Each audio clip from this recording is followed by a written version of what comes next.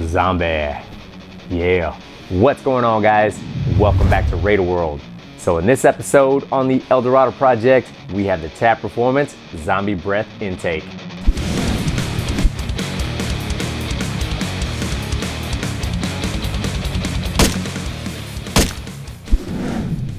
All right, so welcome back to another episode on the Eldorado project. So here we have the Tap Performance Zombie Breath Intake. I'm looking forward to getting this thing installed. It looks awesome. I did have it color matched in the Eldorado Gold by Ricky HD Performance. He did an amazing job. He did some other parts for me as well. And also the tank, as you can see, it doesn't come in this color. It comes in black or it comes in chrome.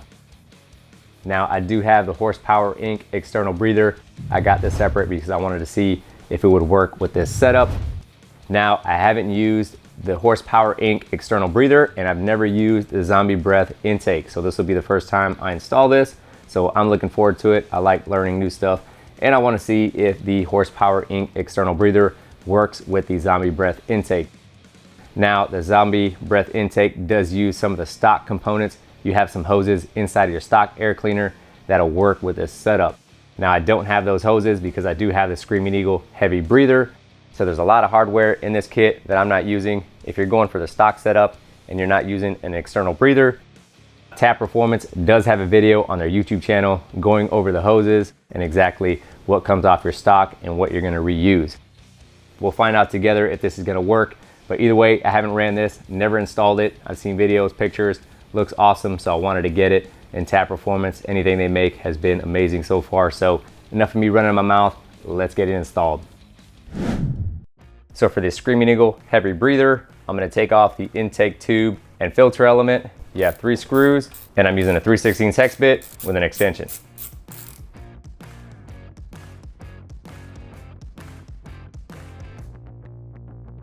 Oh yeah, look at that. And that's why I'm a big fan of the external breather. Good thing this bike only has a few thousand miles on it. We want to get this before it gets worse. Now just make sure you're not pushing in on your butterfly tab here. You don't want to push that in. All right, so as you can see, all that oil that I pulled out, I'll clean this all up once we get this all off. I'll remove these 2 breather bolts, and they're a T45.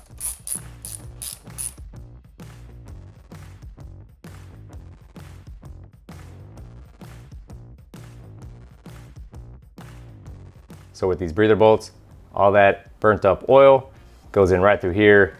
You have your other hole that vents out right in through here and back into your intake. Now I'll remove this gasket and you'll have some screws behind here. Now I'll take out these 3 screws and they're a 3/16 hex bit.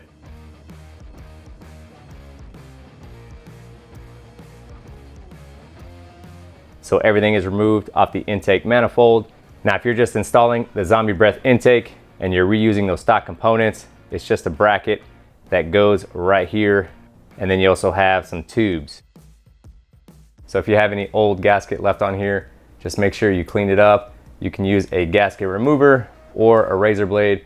Just be careful if you're using this. You don't want to scratch this up or mar it up. Now you just want to make sure you thread chase your holes, get any of that old Loctite out. Now the Tap Performance Zombie Breath Intake did not come with a new gasket. It might be different now, but the Horsepower Inc. external breather kit did come with a new gasket. I'll get the Horsepower Inc. external breathers in. I'm just test fitting everything to make sure that it's gonna work.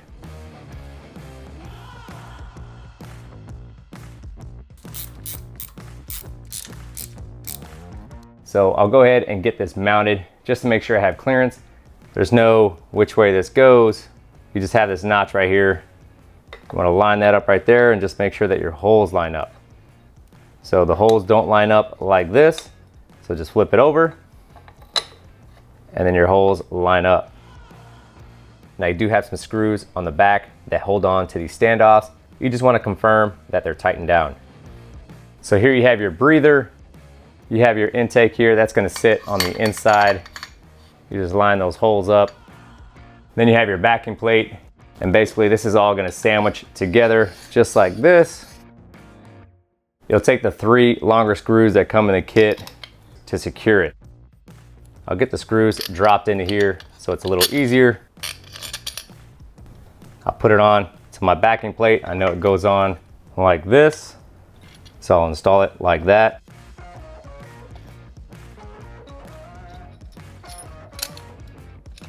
Let those screws drop down in there, and there you have it.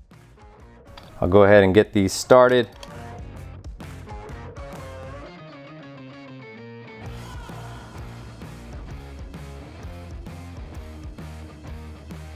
So with the Horsepower Inc. external breather, there's definitely enough clearance. I just have to tap that backing plate and install a screw in there. Now on the backing plate, they do have this hole. That's where those stock tubes are gonna go that route that oily mist back in through your intake. We wanna plug this up because we do not wanna use it. So I'll just use a tap and die set, tap this out, put a screw in there. Obviously we don't want that screw getting sucked in through the intake either. So just make sure that that is secure in there.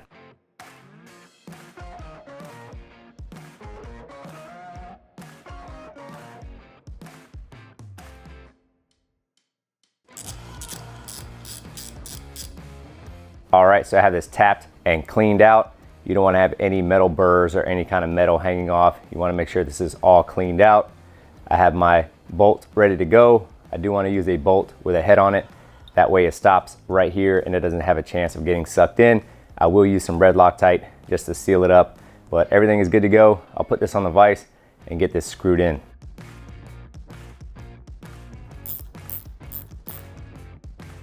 So I have my bolt plugging up the hole. I have this all flush, so it's sitting nice and flush on the back side. You won't be able to see this bolt anyway because it'll be sitting on the back. So for the Horsepower Inc., these are your components. You have your breather bolt, you have your spacer with nipple where that oil will come out of. You have a screw, and then you have your O-rings. So for your breather bolt, all that excess oil is gonna come out of here, and then it'll come out that spacer on that nipple on the bottom. I'll put some assembly lube on the O-rings. The smaller O-ring is gonna sit on the inside of the breather bolt. It'll sit right in there in that notched out area. You can use a socket to press it in. Now, because you don't need to pull these off to service your filter, a lot of times you can use Teflon tape or blue Loctite. I'm gonna use red Loctite because on the smaller screws, we're gonna be using blue Loctite. And if you go to take this off and you're using blue Loctite on both, when you go to loosen up that smaller screw, you run the risk of taking the whole assembly out. To tighten these down, I'm using a 9/16 deep socket.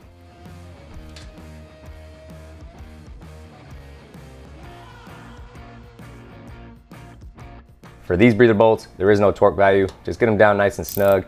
That red Loctite is gonna keep them in there. So here you have your spacer with your fitting where you attach your drain hose. You'll also put an O-ring on the outside here. You want this fitting to be closest to the motor.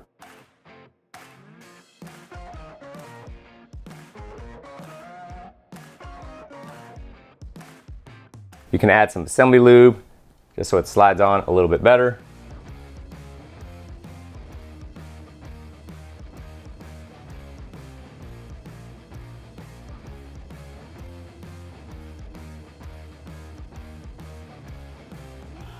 Now it's up to you where you want to route your hose, but you can adjust these fittings and just turn them. You can have them going up and towards the back, or you can have them facing down, least path of resistance for that oil to come out and come down to your filter or catch can. So for these screws, to tighten down on here, I'm using some blue Loctite.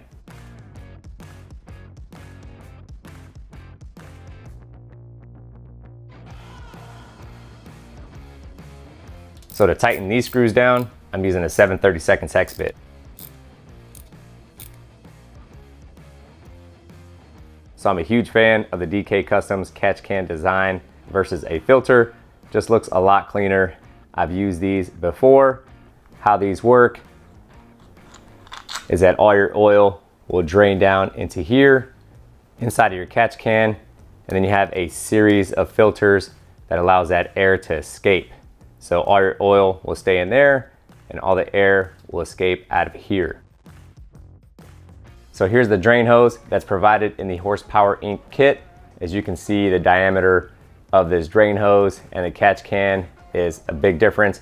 So I will be using a T-fitting with an adapter and another hose. Now Horsepower Inc. gives you plenty of hose to modify it either way you want. Now you can use a catch can or a filter. So this is the way I routed it. I have it attached to the fittings and coming down to a T-fitting with an adapter so I can use a catch can or a filter.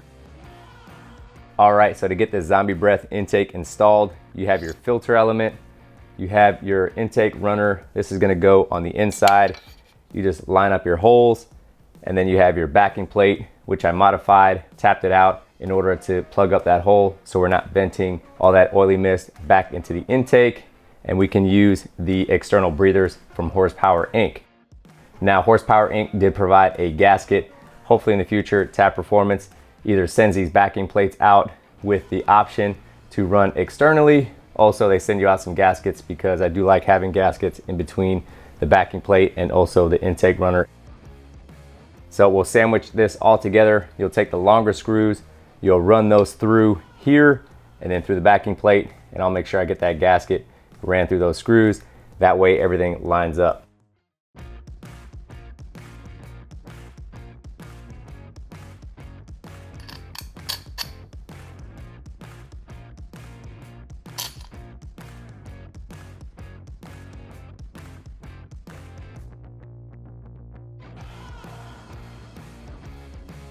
Now for these screws, I'm using a 5/32 hex bit. So for these screws, there's no torque value listed. Unless you're using stock, then you can go off your service manual. So I'm just gonna get them down nice and snug. So you wanna double check, make sure there's no gaps, everything is seated properly, should be smooth. Now for the filter element, doesn't matter what side you install it on. I would just suggest you install it with this side down.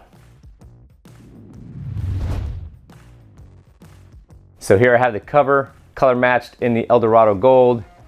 Here you have your clear window that's gonna mount to the back of that, and it's gonna set just like that. Then you'll just take the small screws provided in the kit, along with some blue Loctite, and mount it on.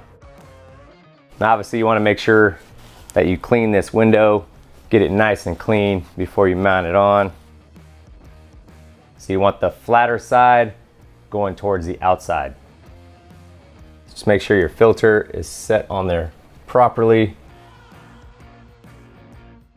So once you get one screw started, it should hold it on there.